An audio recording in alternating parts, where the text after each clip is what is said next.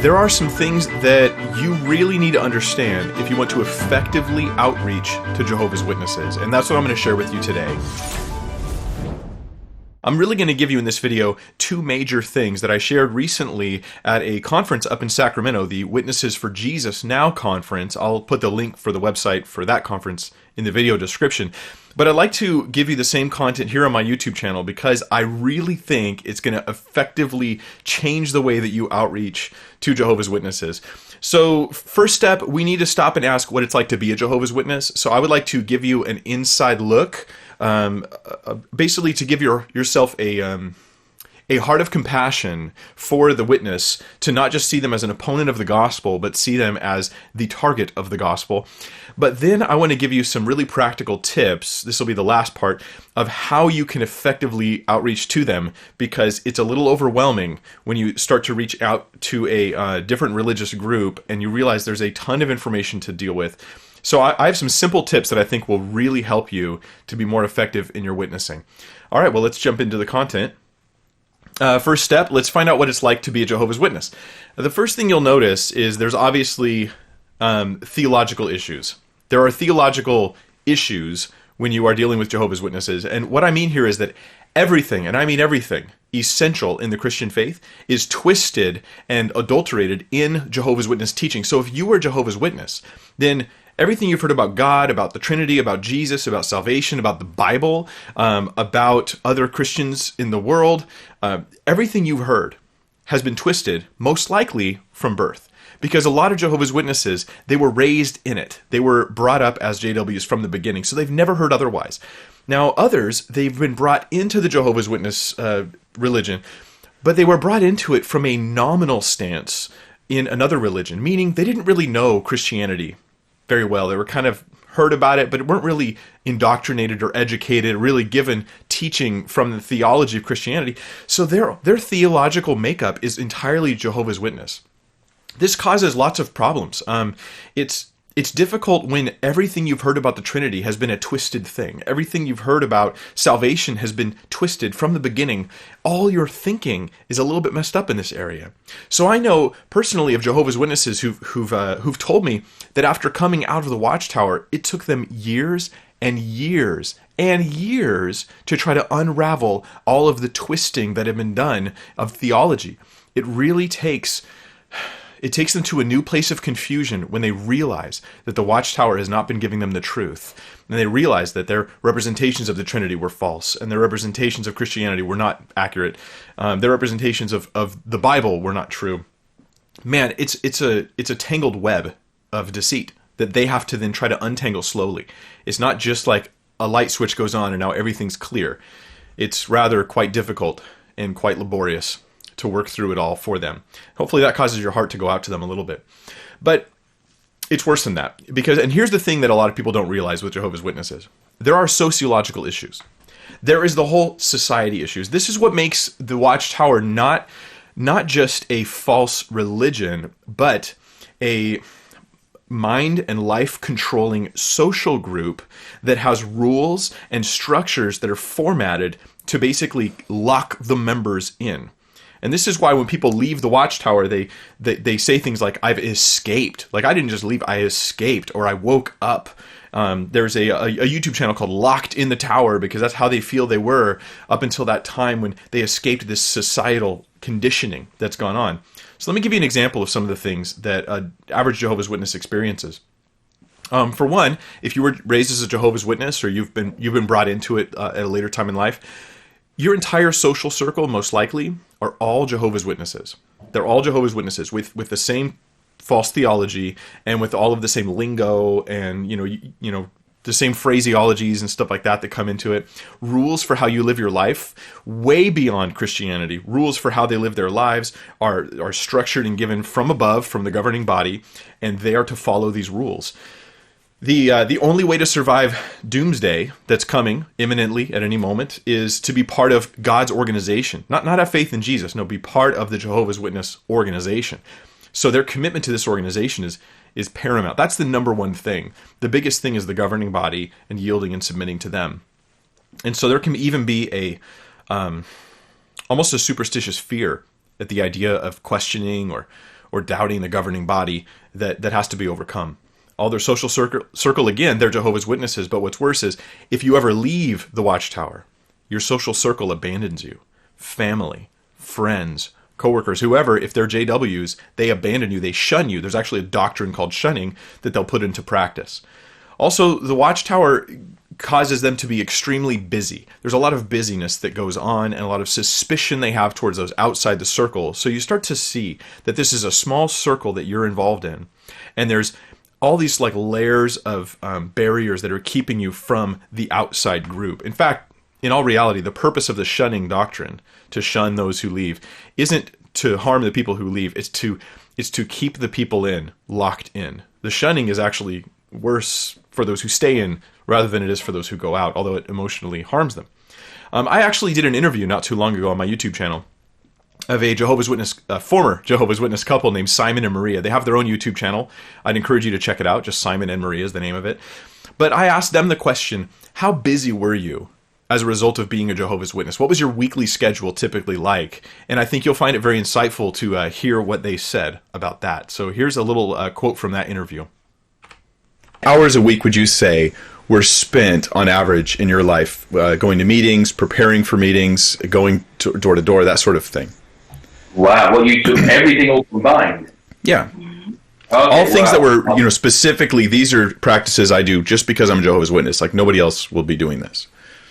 Well, okay, I'll tell you, when I first became a Jehovah's Witness, I'll tell you how much I did, because that was when when we were the most active, in the sense of there was a lot of things to do. You had your Sunday meet, so we started Monday. So Tuesday we had a meeting. So Monday we prepared for the Tuesday, which could take a couple of hours. So you could do a couple of hours on a Monday. Then you had a 2-hour meeting on a Tuesday. So you got 4 hours already. Mm-hmm. Then on a Wednesday, you'd be preparing for your Thursday meeting, which could take a couple of hours. And the Thursday meeting was an hour. So what you want, 2, 4, 6, 7 hours? Is that right? Mm-hmm. I'm already on 7 hours now, and I've got to Thursday. Mm-hmm. And then Friday is like family worship, because you've got to have so you say an hour, so 7, you're on 8 now, 8 hours. Saturday you do at least minimum an hour on field service, knocking on doors. So that's 9 hours. And Sunday you've got a 2-hour meeting, so that's 11 hours. But not only that, you would also, normally a lot of us, because we work with our hands, you find a lot of Jehovah's Witnesses are labourers. They look down on education, you see, so that a lot of them are window cleaners, carpet cleaners and plumbers, etc. A lot of them have 1 day off a week, and they've gone to ministry, and probably do a couple of hours. So I would say probably between 13 and 14 hours per week minimum. Yeah, and that's not as a notable volunteer for the Kingdom Hall in some sense. This is just standard. Right. Yeah, that's pretty much it. And that doesn't include going to work.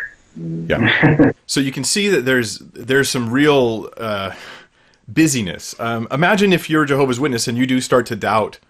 How do you even find time to study, to research into the deep issues and the tough subjects that come up when you start to doubt? I want to look at the history of the Watchtower. I want to go deep into theology so I can make sure that what I believe is true. When you're so busy, you're working full time because of the suspicious attitude that Jehovah's Witnesses are told to have towards education. Most of them are laborers, so they're working long hours, and then they come home and then they have preparation and study, and then going out and witnessing and things like this. Now, not every Jehovah's Witness is 7 days a week, like this couple was, at least for a season.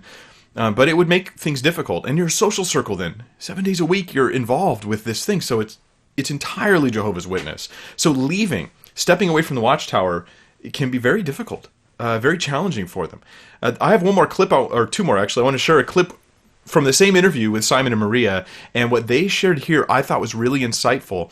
And for those who've never been in the Watchtower, never been Jehovah's Witnesses, you need to hear this from their lips, because it helps you understand when that person knocks on your door, right? They're not just like, oh, here they come, I'm going to get them. I'm so sick, to be honest, of the comments on one of my videos where people think of clever, mean things to say to Jehovah's Witnesses instead of having a heart of compassion for them, right? We're on a rescue mission, not a search and destroy mission.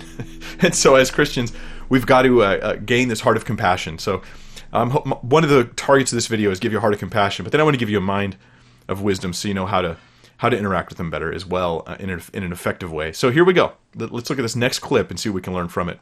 And that's what caused me to start doubting, Then I started to do my research. And you're not allowed to do independent research. You're not allowed. You can only research on jw.org. Now, I've actually encountered JWs where I said, "You guys are told you're not supposed to research. Doesn't that raise your eyebrows that you're not supposed?" And they told me, "Oh no, we're encouraged to research." At my door, that's what they told me. And I didn't argue with them about it because I'm not going to be like, "You're a liar." But it sounded to me like they're going, "You guys can research if you want, but here's what we think is wise." Is it? How do they present this?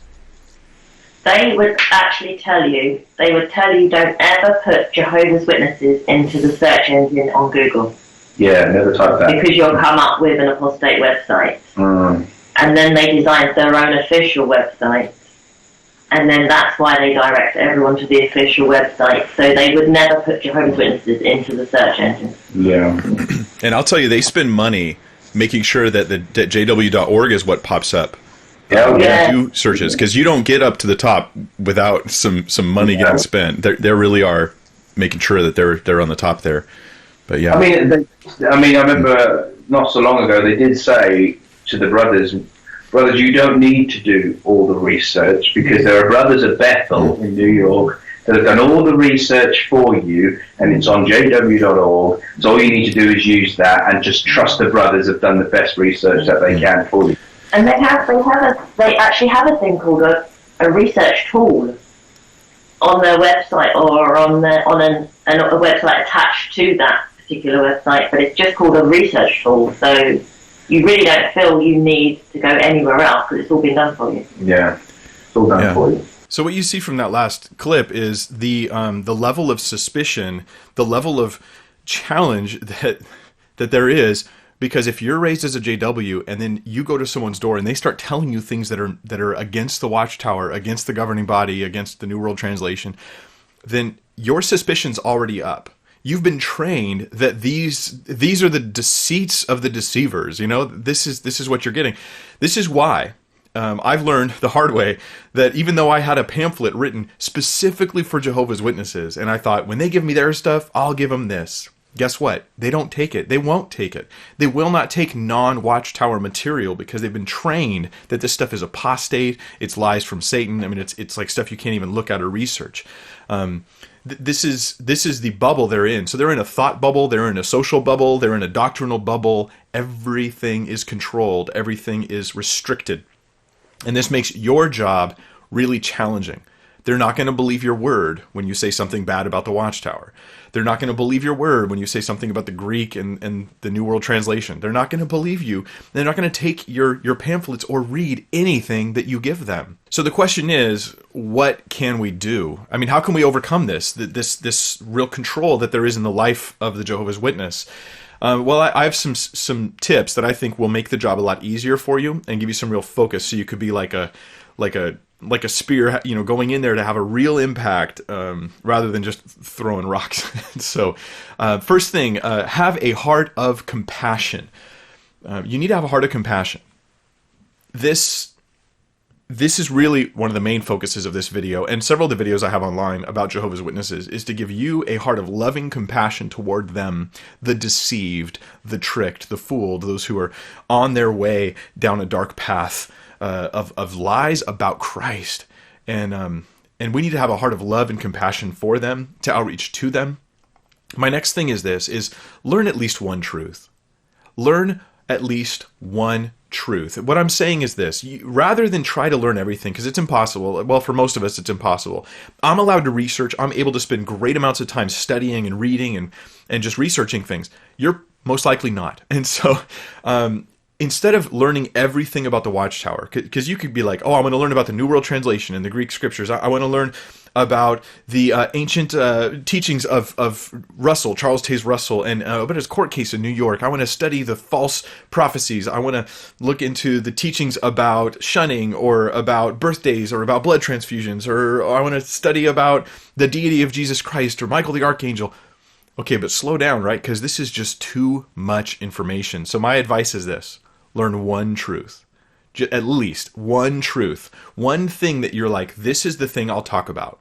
I will learn it, and I will learn it really well. And then I will approach, when I talk to them, this will be my target issue. This will be the one thing I talk to them about. Because they're not going to take my literature, they're not going to believe my word. I need to use their literature. That's the third thing. And I'm going to give you examples of how you can do this today on this video. So use their literature. I will extensively quote from the New World Translation, which is the Jehovah's Witness translation, when I'm witnessing to JWs. I will quote from the Watchtower. I will use their sources, because then the suspicion and the sociological bubble they're in will not attack that source, because that's a verified, trusted source. So use their sources if possible. Even though in places the New World Translation is a bad translation, if you're going to show them that, show them it out of their own translation. That's the point. Learn one truth, use their literature, and one of the most important things is control the conversation. Control the conversation, because what will happen is you'll bring up an issue, and I guarantee it, a gut reaction, the Jehovah's Witness you're witnessing to, that they will immediately change the subject and go, oh yeah, well what about Colossians 1? Oh yeah, well what about, and they'll jump to another passage, but you pause them there and you say, hold on, this is important. You say, can we talk about this passage first? Can we just talk about this one first? Since we've already brought it up, can we finish this on this passage before we move to a different passage? Control the conversation. You will rue the day you ignore this advice with Jehovah's Witnesses, because by the end of a conversation, right, where you have brought up 20 different really good points, and they went to 20 different scriptures and then bounced to 20 new ones, at the end of that conversation, neither of you remembers what you talked about. And it wasn't really impactful or effective. And you didn't get past the brainwashing of the Watchtower, because the brainwashing's, it's generally kind of thin, right? But you have to stick to a topic to dig through it. That's the point. You got to control the conversation. So this next clip I want to share with you guys is, I think, really important. It's really, how do you get a Jehovah's Witness to start doubting the Watchtower and start opening their eyes to the truth? And this is the advice received from Simon and Maria because of their experience. So let's listen in. The thing is once you learn one truth, you only need to learn one. That it's like removing a card from a house of cards. You only need to move one, and the whole lot come down. And once you can prove something you really believed is true, isn't true, and it's fact, and you've looked in the scriptures, you've looked at that, studied that, and you said, this is not true, then it questions everything else. And so you start to question everything else, and that's what I did. And I was writing scriptures down, I was doing study, I got different Bibles, I was on Bible Hub, and I was got a concordance, Strong's Concordance, and we just have research and realized it's not true. It isn't. This is absolutely golden information you've received here. One truth. This is why you can just pick one topic and learn it. Learn it, but learn it deeply. Master the one issue you want to deal with. If you want to talk about the New World Translation, master that topic. So here's how you master it, right? You learn the case you have against the Jehovah's Witness teaching in that particular area, whether it's prophecy or whatever. I'll give you some ideas of what to use in a second. So you learn the case against it. Then you have to learn what they say to you about it. Then you have to learn what you say to them about that. Then you have to learn what they say to you. So the conversation goes this way.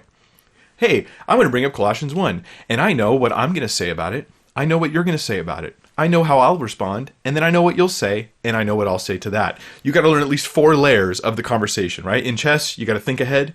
This is chess, and you got to think way ahead. So by picking one issue and going deep into that issue, into that passage, into the parallel passage, into different translations, into the way it is in the Old and the New Testament here, and then when you encounter the JW, you hear how they challenge your objections, and you write that down. If you fail to be able to answer their objection in that conversation, you write it down and you go, here's the objection, because guess what? That same objection will come up again next time you talk to a witness. So you write it down, you study it, and you're better prepared because you are mastering one topic. That's what you got to do. Master one topic. So here are some possible tactics that you can use, directions you can go with this plan I've got for you. Possible tactics. One is false prophecy. You can actually target false prophecy. I'll get into this a little bit more in a minute. And generally speaking, I think false prophecy is generally done in a way that doesn't help Jehovah's Witnesses, but I'll explain how I think it can be done in a way that might actually help. Also, number two, here's a different angle you might go, is the New World Translation the case for the identity of Christ. What I mean is you use their translation, the New World, in your attempt to demonstrate the deity of Jesus. So you're not using a different translation. They will allow you to go to a different translation, but I don't recommend it. I think you should go through their translation. The nice thing about number two is you're not only giving them a good reason to doubt the Watchtower, you're undoing some of the brainwashing, hopefully, God willing, but it's like an all-in-one, because you're also pointing them to the truth of who Jesus is. So you're not just tearing something down, you're building something up. So personally, I really like number two. But what can also be effective is just targeting issues that matter to them. Suppose in your conversation with this witness, you find out that they are bothered by the idea that they can't celebrate birthdays or blood transfusions. That issue confuses them, and that happens to be something you know a good amount about. You've targeted that issue. Then that's worth doing. To be honest, blood transfusions, birthdays, I've ignored that stuff. At least originally ignored those things because I thought, what's the point? But they go to prove the unreliable and irrational nature of the governing body and their teachings. So it can be very useful in just being the one thing, because here's what happens. You put a crack in the dam. That's what happened with Simon and Maria, right? Simon, one thing caused him to go, maybe it's not true. And that little one issue that put a crack in the dam, and then the floodgates came, because then he went on his own and he studied and researched, and he didn't rest until he got answers for his questions. And now they're followers of Jesus, and they're part of a fellowship of real Christianity, and so their lives were changed. But it started with just one truth. So these are tactics. You have false prophecy, New World Translation, case for the deity of Christ or the identity of Jesus.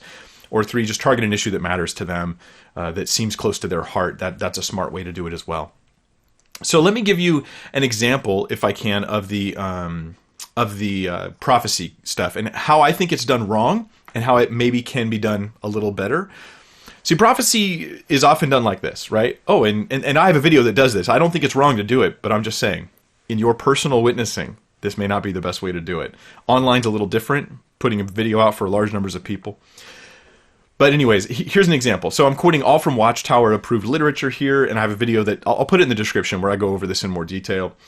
But in 1916, the Watchtower published that the Bible chronology herein presented shows that the 6 great 1,000-year days beginning with Adam are ended, and that the great 7th day, the 1,000 years of Christ's reign, began in 1873, right? Because the JWs are an older group now that said Jesus already came back in 1873. He already started.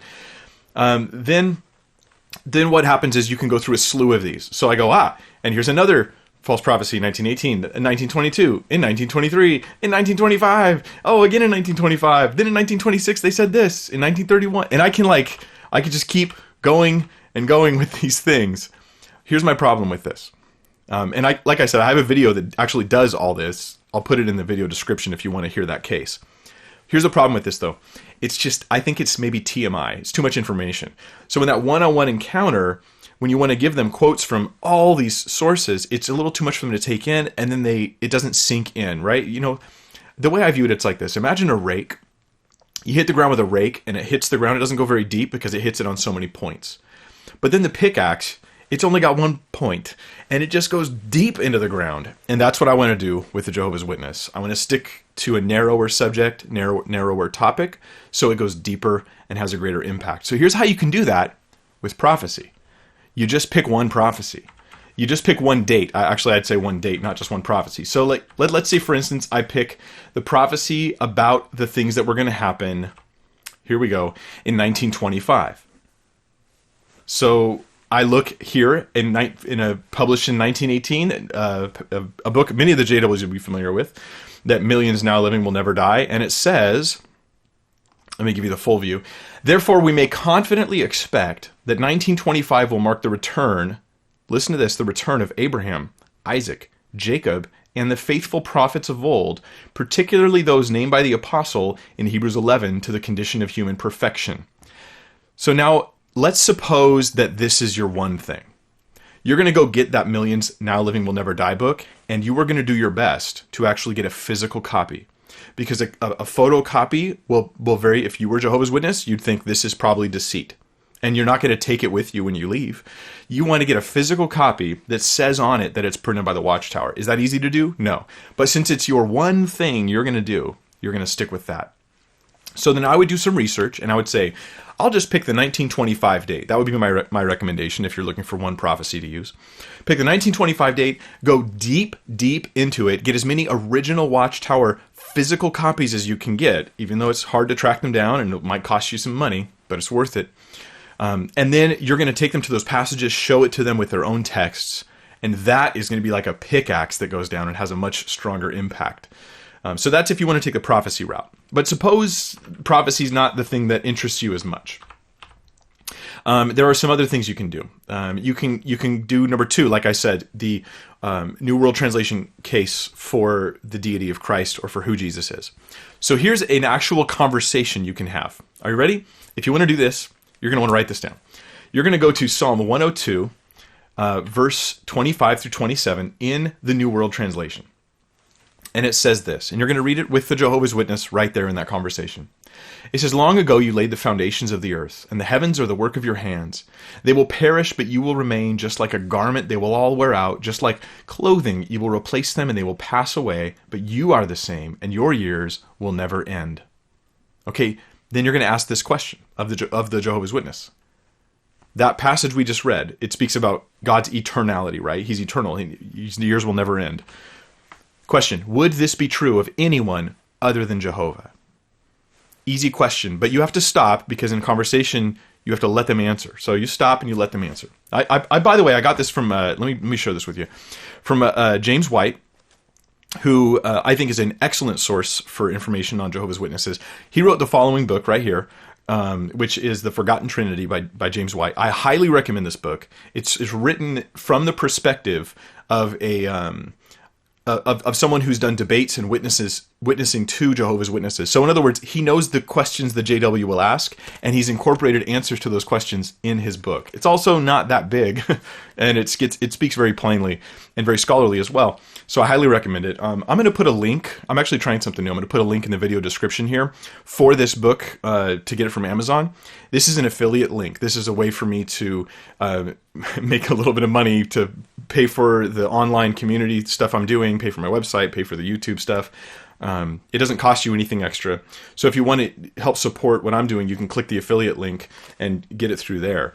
I'm looking for ways to be able to pay for my life, as well as expand the ministry financially, open doors with money, but to do so in a way that never creates a paywall, because I never want a paywall between the ministry I put out and the people that it ministers to. I always want it to be utterly free. So that's a good way to do that, I think. We're trying it out, see how it goes. So The Forgotten Trinity by James White, fantastic book, great resource. I recommend getting it. And the question you've asked them now was, right, would this be true of anyone other than Jehovah? And the answer is, of course, going to be no. No, of course not. Then you take them, so you're laying a trap, and they know it too, but it's a good trap. It's a trap of truth. You're going to take them then to Hebrews chapter 1, verses 10 through 12, where it says, "At the beginning, O Lord, you laid the foundations of the earth, and the heavens are the work of your hands. They will perish, but you will remain, and just like a garment, they will all wear out, and you will wrap them up just as a cloak, as a garment, and they will be changed, but you are the same, and your years will never come to an end." Now's where the conversation is really going to begin. This is now going to start up a real detailed debate between these two passages, because the truth is the Hebrews 1 passage is quoting the Psalm 102 passage, and Hebrews 1 in context is talking about the Son. And if they're going to deny it, they're going to say, well, here, see, you anticipate their response. They'll say it's not about Jesus. Hebrews 1's not about Jesus. That's about Jehovah. And I'd say, well, it's both. It's about Jesus, who is Jehovah. But let's read the passage. Then you patiently read the entire chapter, and you see that before and after the verses of Hebrews 1, 10 through 12, before and after those verses, and he says this about the Son, and he says this about the Son. And so it's definitely about Jesus in context. In fact, jw.org helps you out in this situation, because jw.org, which you want to use because that's their reliable source, jw.org, it links Psalm 102 and Hebrews chapter 1, verse 12. So you're going to want to show that even to the Jehovah's Witness. Remember, you're mastering just this one issue. So then they'll say, oh, it's just saying Jesus is exalted. And you're like, oh, no, except that it says that the attribute of Jesus is that he is, he's not only created, it's the work of his hands, but that he's the same and his years never come to an end. He's eternal. Eternality is an attribute that only exists with Jehovah. And this is what the Jehovah's Witness will agree with. So you're using what they already know to draw them to the truth of Jesus Christ. This is a fantastic tactic to take, but you'll need to study it on your own. You'll need to master the passage, master it, and then be able to talk with them about it. Learn from any mistakes you make. And the real advanced JW, the real knowledgeable one, will say, in response to all this, they will say, oh, well, the Hebrews passage isn't actually talking about Jesus the way you think it is. And they'll say, this is just saying that Jesus is like Jehovah in this one way. And Hebrews 1:8 talks about, it takes a passage that's applied to David and applies it to Jesus. So that'll be their case, to present it this way. So you will hear this from the more informed Jehovah's Witness. The response to this is that while the passage itself, right, is legitimately saying, if it's true about Jehovah, this is also true about Jesus. The point, though, is that the thing that's true about Jesus can only be true about Jehovah. The thing that's true about Jesus can only be true about Jehovah, the eternality. That's an attribute that belongs to him and no one else. So, there's one you can do, and then you can also ask them about another passage. Here's another idea. I'm going to give you two more real ideas or paths you might pick to follow and do some research on your own to prepare for your own witnessing opportunities with Jehovah's Witnesses. So, the next one is going to be John chapter 12. In John 12, verses 37 through 41, we're going to read through this, and then we're going to ask a question about who this passage is talking about. So let's do that. And here's I'm going to do it with you the way I would do it with a Jehovah's Witness. And again, this information is from James White. I think it's very well thought out and tried and true territory. So I highly recommend it. So John chapter 12, verse 37 says, although he had performed so many signs before them, they were not putting faith in him. Notice I'm quoting from the New World Translation here. So that the word of Isaiah the prophet might be fulfilled, who said, Jehovah, who has put faith in the thing heard from us? And as for the arm of Jehovah, to whom has it been revealed? The reason they were not able to believe is that again Isaiah said, he has blinded their eyes and has made their hearts hard so that they would not see with their eyes and understand with their hearts and turn around and I heal them. Now here's the most important verse. Often people don't notice this verse because they're like so caught up by the passage, like God doesn't want them to understand. But I deal with that elsewhere in other videos. So Isaiah, it says in verse 41, Isaiah said these things because, quote, he saw his glory and he spoke about him. This is Jesus, right? Who is it that Isaiah is speaking about? Well, clearly Isaiah is speaking about Jesus in this passage.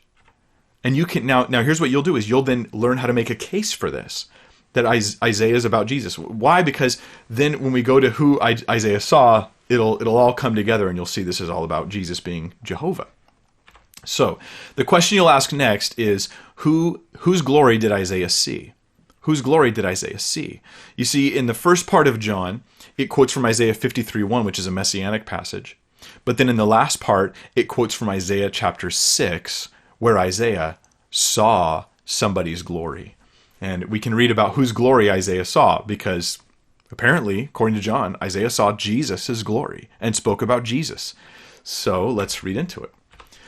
Isaiah 6:1 through 10, it says, and the year, I'm just going to read the whole passage because you need to get familiar with the whole passage. You need to study it, and you need to be able to answer objections to it to do this witnessing. Isaiah 6:1 through 10, in the year that King Uzziah died, I saw Jehovah sitting on a lofty and elevated throne, and the skirts of his robe filled the temple. Seraphs were standing above him, and each had 6 wings. Each covered his face with 2 and covered his feet with 2, and each of them would fly above with 2. So the important thing here is I saw Jehovah, right? This is New World Translation. I saw Jehovah. Who did Isaiah see? Jehovah. Let's read on, though, because it'll get to the part John quoted. And one called to another, holy, holy, holy is Jehovah of armies. The whole earth is filled with his glory. And the pivots of the thresholds. By the way, that's the word glory. So we have the word see and the word glory, and in well, I won't get into the Greek today with you, the Greek words, I'll put it this way: the Greek words in Isaiah match the Greek words used in John when it uses see and glory, and it's the only place where we see it in that context in Isaiah. That would be in the Greek translation of Isaiah, called the Septuagint. So the earth is filled with his glory, and the pivots of the thresholds quivered at the sound of the shouting, and the house was filled with smoke.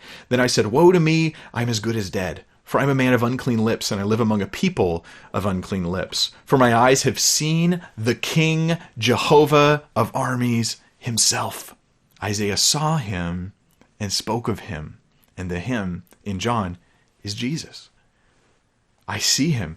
At that, one of the seraphs flew to me, and in his hand was a glowing coal that he had taken with tongs from the altar. He touched my mouth and said, look, this has touched your lips, your guilt is removed, and your sin is atoned for.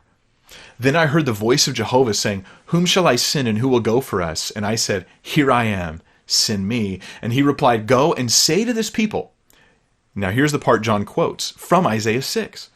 You will hear and understand, you will hear and again, but you will not understand. You will see again and again, but you will not gain any knowledge. Make the heart of this people unreceptive. Make their ears unresponsive, and paste their eyes together so that they may not see with their eyes and hear with their ears, so that their heart may not understand and they may not turn back and be healed. Okay, so this is the second possible passage you can go to, right? You pair the John and Isaiah together. You show that John is quoting from Isaiah 6 and says that Isaiah saw Jesus' glory and spoke of Jesus. Quotes Isaiah 53, John quotes Isaiah 6, puts them together, and this is definitely Isaiah 6 being quoted. If they want to fight you on that, and write this down, you're going to say, on John 12:40, on jw.org, there's a footnote that takes you to Isaiah 6:10, meaning that jw.org supports the connection between John 12:40 and Isaiah 6:10.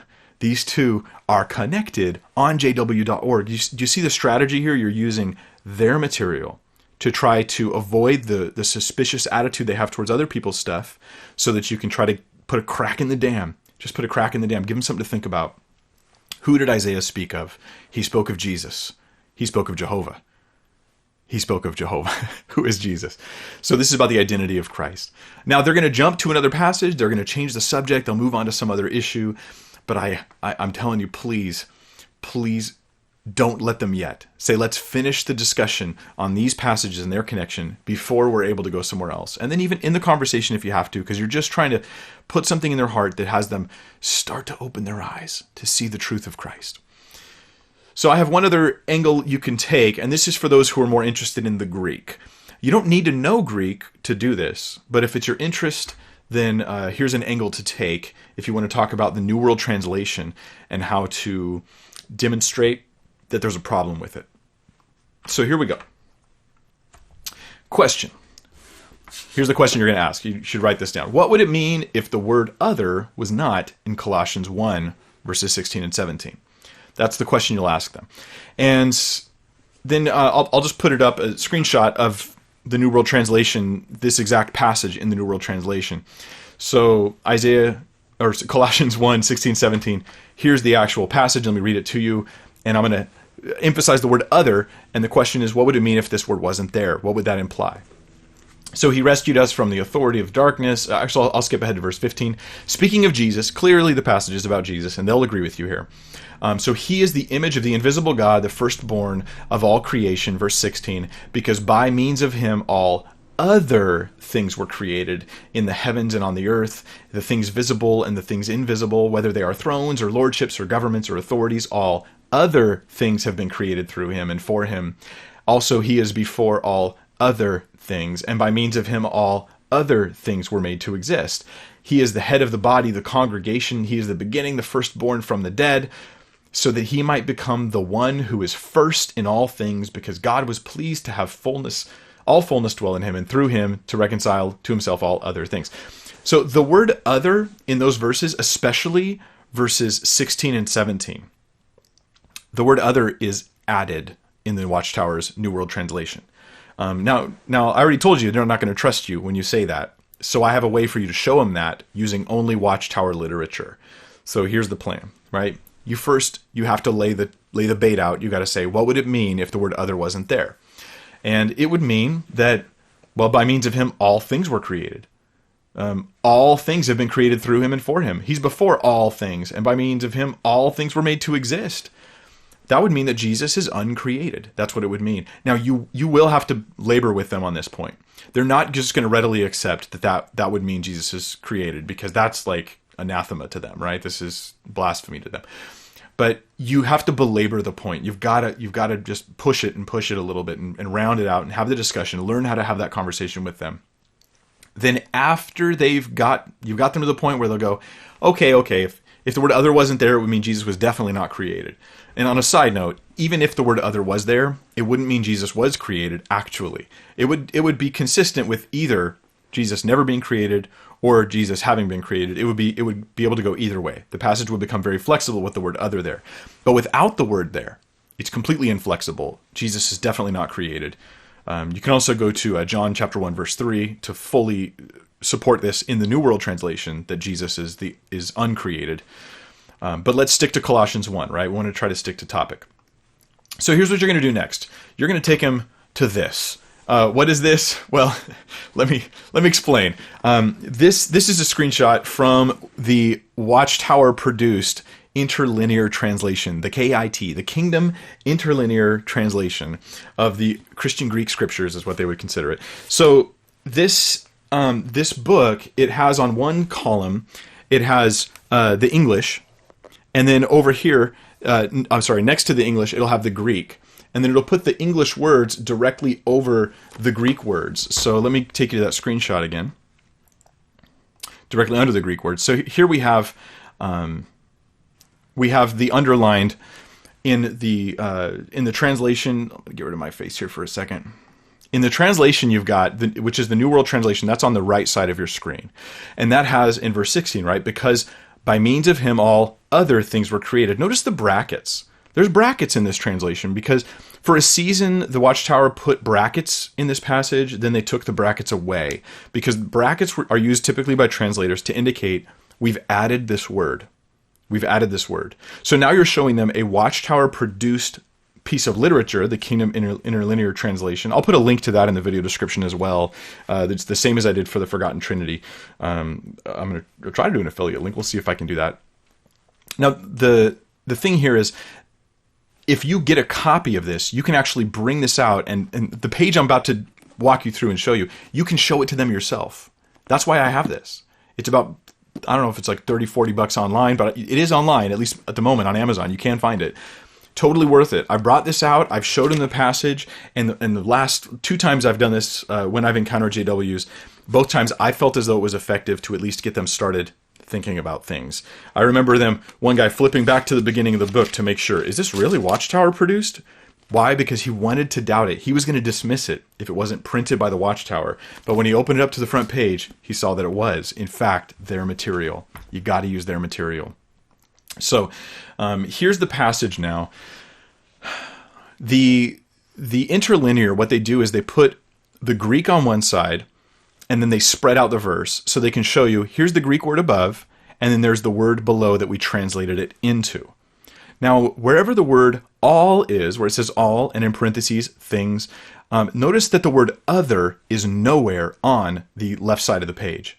It's just completely not there. The reason why it's not there is because the word other is added in Colossians 1 by the Watchtower's Bible and Tract Society Translating Committee, the anonymous translators who they wouldn't reveal. They've added the word other because they want Jesus to be a created being. So you're going to show them how in the Greek the word other appears nowhere on that other side of the page. That's that word panta. That's how it's pronounced, panta, in the Greek. The P, alpha, nu, tau, alpha, that's that word right there. And it appears 1, 2, 3, 4 times we see, and every time it appears, it's without the word other. There's a couple different words in Greek for other, and neither of them appear in that passage. So this is something you can actually take and you can share it with a layman. You can, it's meant to be usable by someone who doesn't know Greek, and I think that's a neat angle to take. So you can master that topic as well. So what you're doing is you're picking an issue, and maybe your issue is being blood transfusions or birthdays or something like that, but master the issue. Try it out on a Jehovah's Witness. If they counter you, and if it ends up being a terrible experience, you write that down and you go, what do I need to learn to do this better next time? And you make yourself better at driving in a pickaxe, metaphorically, into the dam to get a crack in the wall so that it might begin to get them researching. Because if they will just go home and just Google, if they will just go and begin to research, if they'll just start to look at things a little bit more critically, they will absolutely come out of the watchtower. And we owe it. We owe it to them to love them. Oh no one anything except to love one another, right? We owe them love and compassion, to outreach to them. When the Jehovah's Witness knocks on my door, it's my chance to knock on their door. When they come to my house, it's my chance to reach them with the truth of Christ. I'm not looking for snarky, mean things to say to them. I'm not attacking them because I'm so hateful and against them. I want to draw them out of the deception and lies of the watchtower so that they might know the truth of the grace of Jesus Christ. Now, moving forward, in future videos, I plan on doing this more. I gave a quick overview of a few things you could take, but I'll pick one issue, like the New World Translation, and I will unpack that in great detail. I will pick one issue, like Jesus being identified as Jehovah, and I'll unpack it in more detail, answering even more objections, training you to do this stuff even better, to outreach to Jehovah's Witnesses and even other groups who have similar heretical teachings, so that we could be the light of the world, not just the right of the world. All right, so Lord bless you guys. It's been great doing this video. I hope you find it to be a tremendous help to you.